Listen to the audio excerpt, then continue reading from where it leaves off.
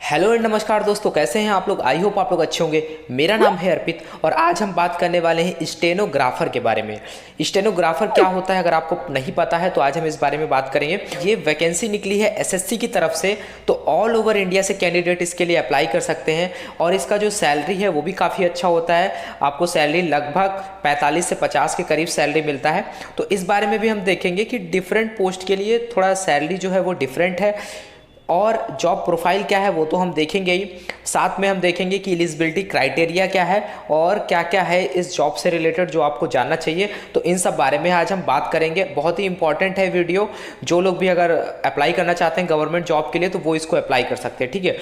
Video को आगे बढ़ाने से पहले थोड़ा सा दोस्तों आपसे रिक्वेस्ट है, अगर चैनल पर नए हो तो यार चैनल को सब्सक्राइब कर देना और नोटिफिकेशन बेल को जरूर ऑन कर देना। इसके साथ ही साथ अगर आप पीडीएफ नोट्स कुछ अगर चाहते हैं तो आप हमारा टेलीग्राम चैनल ज्वाइन कर सकते हैं। आप मुझे मैसेज कर सकते हैं या फिर आप मुझे मेल कर सकते हैं, ठीक है, अगर आपको कुछ पूछना है। तो स्टेनोग्राफर के बारे में बात करने से पहले ये जो वैकेंसी निकली है जो एसएससी ने निकाली है, यानी कि स्टाफ सिलेक्शन कमीशन की तरफ से सेंट्रल गवर्नमेंट की जॉब है, इसके लिए जो इंपॉर्टेंट डेट है वो आप याद रखिएगा। पहली बात तो ये ऑनलाइन एप्लीकेशन जो है वो 10 से स्टार्ट हो गया है, यानी कि 10/10/2020, यानी कि 10 अक्टूबर से एप्लीकेशन स्टार्ट हो गया। और जो इसकी लास्ट डेट है वो क्या है, 4 नवंबर 2020। जिसको भी अप्लाई करना है वो थोड़ा पहले अप्लाई करना। लास्ट डेट के चक्कर में अगर आप रुकते हैं तो थोड़ा सा प्रॉब्लम्स फेस करनी पड़ती है लोगों को। कभी पेमेंट नहीं हो पाता है, कभी बहुत सारी प्रॉब्लम्स आती हैं, ठीक है, सर्वर की वजह से। उसके बाद में आगे अगर देखें तो यहाँ पे जो एग्ज़ाम जो होगा आपका, जो पहला एग्ज़ाम होगा वो होगा कंप्यूटर बेस्ड एग्जामिनेशन। पूरा प्रोसीजर हम देखेंगे कि कौन कौन सी स्टेज में एग्ज़ाम होगा। लेकिन जो आपका पहला एग्ज़ाम होगा वो होगा 29 मार्च से 31 मार्च के बीच में, ठीक है। इन्हीं डेट्स में रहेगा क्योंकि डिफरेंट जोन में एग्ज़ाम होगा, इस वजह से किसी भी डेट को पढ़ सकता है आपका एग्ज़ाम इनके बीच में। उसके बाद में एलिजिबिलिटी की बात करें तो ये आपके लिए बहुत इंपॉर्टेंट है। केवल इसके लिए 12th चाहिए, यानी कि 10+2 इंटरमीडिएट आपके पास होना चाहिए बस। इसके अलावा आपको ग्रेजुएशन की ज़रूरत नहीं है। लेकिन हाँ, जिनके पास ग्रेजुएशन है आगे जो इसके प्रमोशन के चांसेस रहते हैं वो बहुत ज़्यादा रहते हैं, क्योंकि आगे आप सेक्रेटरी वगैरह रहते हैं, उनके पर्सनल असिस्टेंट वगैरह बनते हैं, तो वहाँ पर आपका जो इंक्रीमेंट होता है वो भी काफ़ी अच्छा होता है, प्रमोशन भी होता है। तो वहाँ पर जो ग्रेजुएशन होता है वो एक इम्पॉर्टेंट रोल प्ले करता है। तो जिनके पास है और अच्छी बात है, और जिनके पास नहीं है तो वो भी अप्लाई कर सकते हैं, क्योंकि यहाँ पे केवल इंटरमीडिएट मांगा गया है बस। तो दोस्तों अब बात करते हैं जॉब प्रोफाइल के बारे में। तो जॉब प्रोफाइल की अगर बात करें, अगर मान लेते हैं कि अगर आप स्टेनोग्राफर बन जाते हैं, उसके बाद जो जॉब आप करेंगे तो उसकी लोकेशन क्या होगी, तो उस बारे में अगर बात करें तो ये सेंट्रल गवर्नमेंट की जॉब है, सेंट्रल गवर्नमेंट के अंडर में आती है।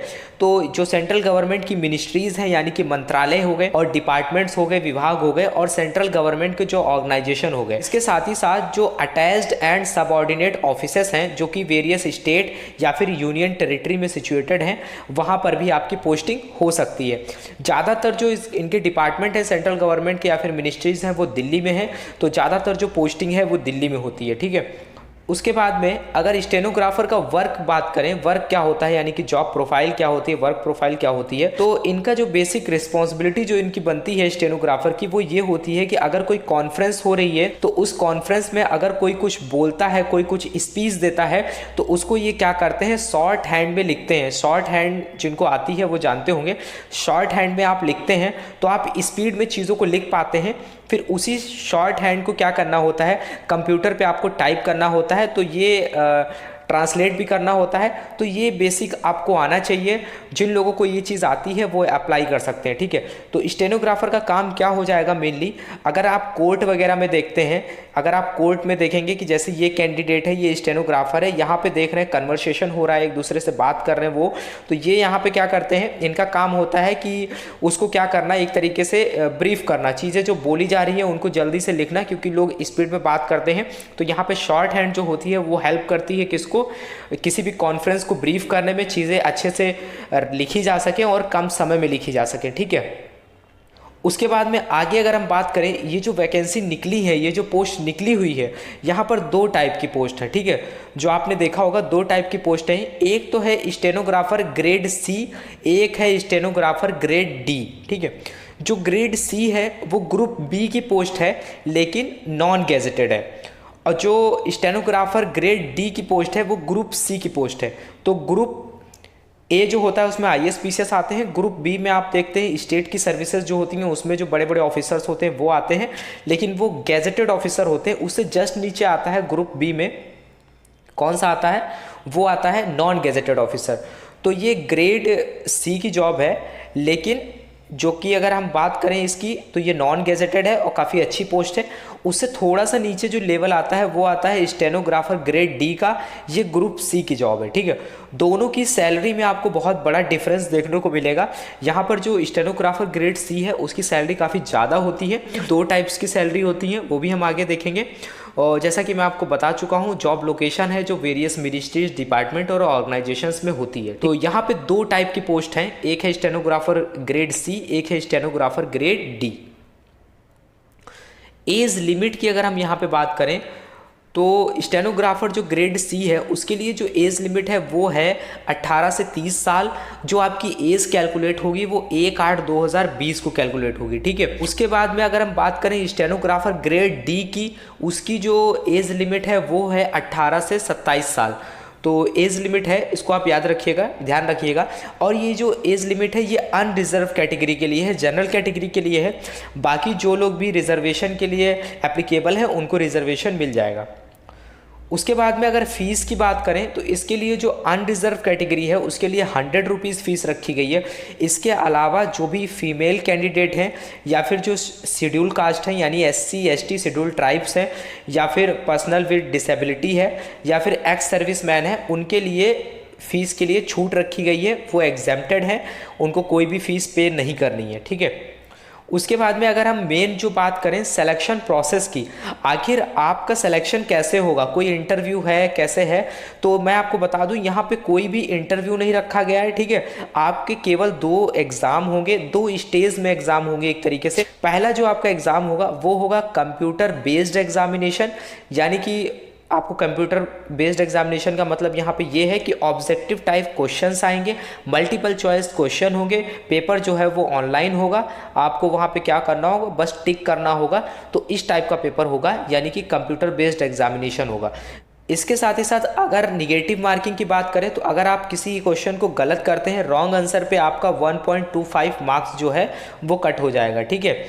उसके बाद पे जब आप कंप्यूटर बेस्ड एग्जामिनेशन को पास कर लेंगे तब आपका होगा स्किल टेस्ट। यहाँ पर देखिए, जिसको स्टेनोग्राफी नहीं आती है, जिसको नॉलेज नहीं है, अगर वो इस जॉब के लिए इंटरेस्टेड है तो उसको टाइम मिलेगा बीच में, क्योंकि पहले कंप्यूटर बेस्ड एग्जामिनेशन होगा, उसके बाद में बीच में थोड़ा आपको टाइम मिलेगा, तो तब तक के लिए आप बीच में सीख सकते हैं शॉर्ट हैंड, जिसको नहीं आती है। अब अगर हम यहाँ पर बात करें कंप्यूटर बेस्ड जो एग्जामिनेशन है उसका पैटर्न क्या रहने वाला है, जो कि बहुत इंपॉर्टेंट है, यहाँ पर मैं आपको थोड़ा सा एक आइडिया दे देता हूँ। उसके बाद में आप मुझे कमेंट करके बताइएगा कि अगर आप डिटेल सिलेबस चाहते हैं इस जॉब का तो मैं नेक्स्ट वीडियो में डिस्कस कर लूँगा। तो इसमें जो है आपके 3 पार्ट होंगे और जो आपका एग्ज़ाम होगा वो 2 घंटे का होगा, ठीक है। तो और मार्क्स की अगर बात करें तो वो 200 का होगा, ठीक है।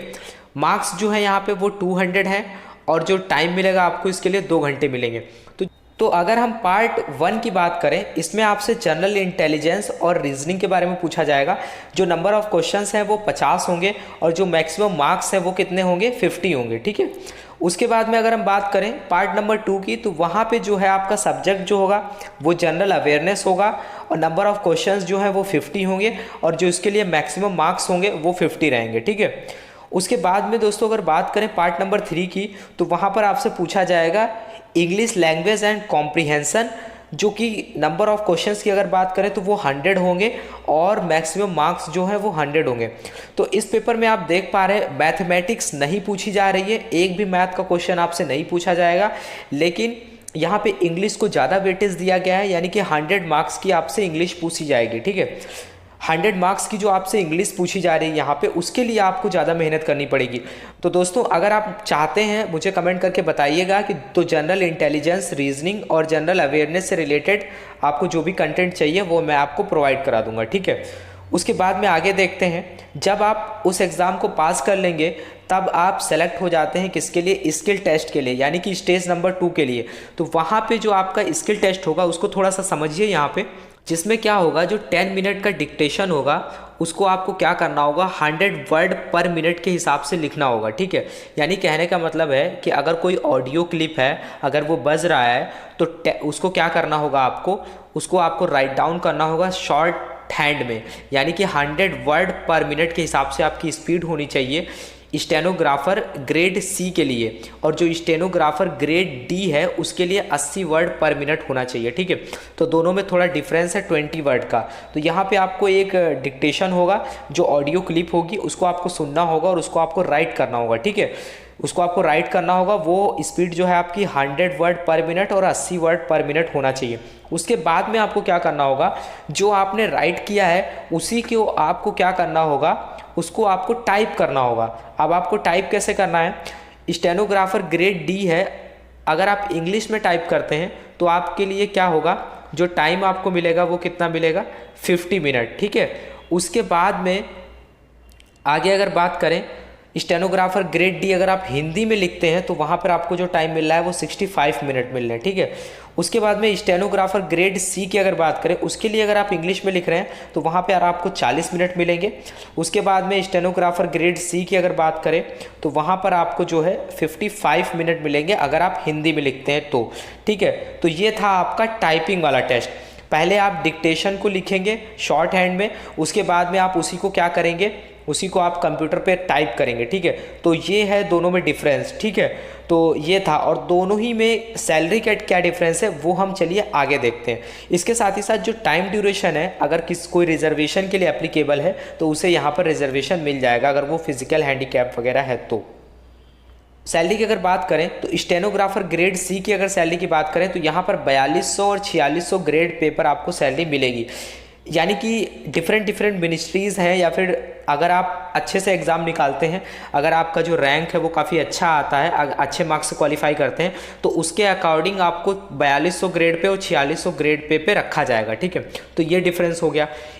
उसके बाद स्टेनोग्राफर ग्रेड डी के लिए अगर बात करें तो इसकी जो सैलरी है वो 2400 ग्रेड पे की रहेगी, ठीक है। 2400 पे ग्रेड रहेगा इसका।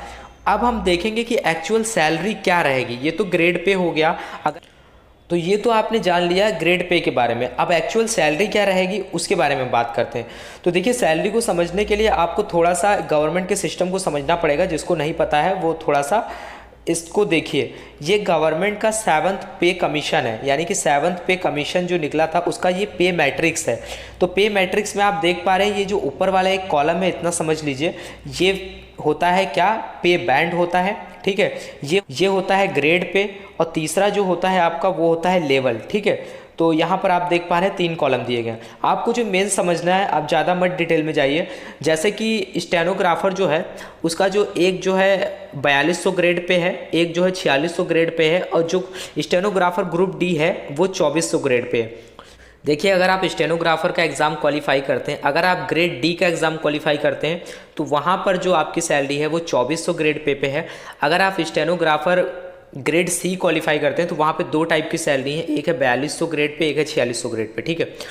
तो यहाँ पे जैसे ही आप इनिशियली अगर ग्रेड डी को क्वालिफाई करते हैं तो जो आपका इनिशियल बेसिक पे होगा वो होगा 25,500, ठीक है। तो यहाँ पर आपको लगभग 21% का जो है इस पर डीए मिलेगा, यानी कि डियरनेस अलाउंसेस मिलेगा इसका। उसके साथ ही साथ आपका एचआरए जो होगा वो 24% होगा। अगर आप दिल्ली में पोस्टेड होते हैं तो 24% रहेगा, वरना वाई सिटीज़ का जो है वो 16% रहता है, ठीक है। तो ज़्यादातर जो 16% रहता है, बाकी एक्स सिटी में जो है वो 24% रहता है, ठीक है। बाद में अगर आप 4200 ग्रेड पे सेलेक्ट होते हैं, अगर आप ग्रेड सी को क्वालिफाई करते हैं तो आपका जो होगा स्टार्टिंग बेसिक पे होगा वो 35,400 होगा। 35,400 का आप निकालेंगे 21%, वो होगा आपका डीए। अगर आप निकालेंगे इसका 16%, वो होगा एचआरए। इसको प्लस कर देंगे, वो आपका बन जाएगा ग्रॉस पे, यानी कि आपकी ग्रॉस सैलरी होगी। ऐसे ही 4600 ग्रेड पे अगर आप क्वालिफाई करते हैं तो वहाँ पर जो बेसिक पे होगा वो होगा आपका 44,900।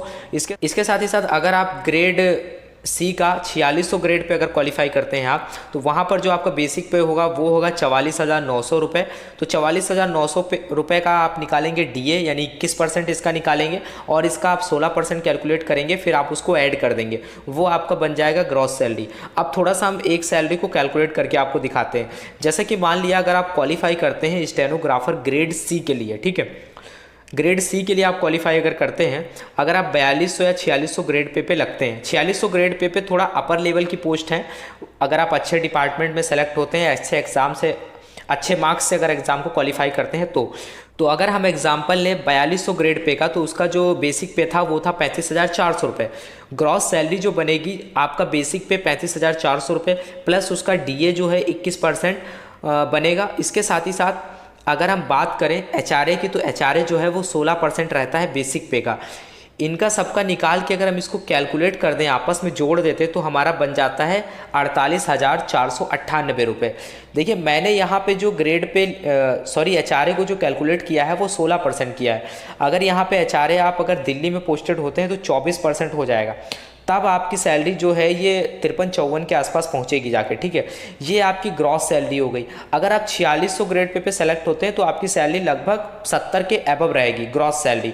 उसके बाद में आपका कुछ जो है जो ईपीएफ वगैरह रहता है वो कट पिट के आपको जो भी सैलरी मिलेगी वो आपकी नेट सैलरी होगी, ठीक है। ये आपकी ग्रॉस सैलरी है। इसके बाद मान लिया आप सेलेक्ट हो जाते हैं, इसके बाद नीचे आप देख पा रहे हैं जैसे आप सेलेक्ट हो जाएंगे, आप जैसे पहले साल जब जॉब करेंगे तो आपकी सैलरी 35,400 बेसिक पे रहेगा। दूसरे साल आप देख रहे हैं आपका 2,000 रुपये करीब इंक्रीमेंट हो रहा है, 36,500 रुपये। ऐसे कर करके आप धीरे धीरे बढ़ते चले जाएंगे। नीचे देख रहे हैं यहाँ तक दिया गया है, जब तक आप 60 साल के नहीं हो जाएंगे, अभी जो क्राइटेरिया चल रहा है उस हिसाब से आपकी सैलरी जो है बढ़ती जाएगी। जब आप रिटायर होते हैं तब तक जितनी सैलरी भी बढ़ पाती है वो डिपेंड करता है कि कोई किसी जॉब को कितना जल्दी ज्वाइन कर रहा है। जो लोग जल्दी ज्वाइन करते हैं उनका जो है ये जो इंक्रीमेंट है वो भी काफ़ी ज़्यादा होता है। तो ये था पूरा जॉब के बारे में। तो आई होप आपको चीज़ें क्लियर हुई होंगी। अगर आप इस एग्ज़ाम से रिलेटेड और कोई इन्फॉर्मेशन चाहते हैं तो प्लीज़ मुझे कमेंट करके नीचे बताइएगा, और इस एग्ज़ाम से रिलेटेड आप अगर डिटेल्ड सिलेबस चाहते हैं तो आप मुझे कमेंट करके ज़रूर बताना, मैं आपको उससे रिलेटेड भी वीडियो बनाकर दूंगा, ठीक है। चलिए तब तक के लिए thank you, have a nice day. मिलते हैं नेक्स्ट वीडियो में।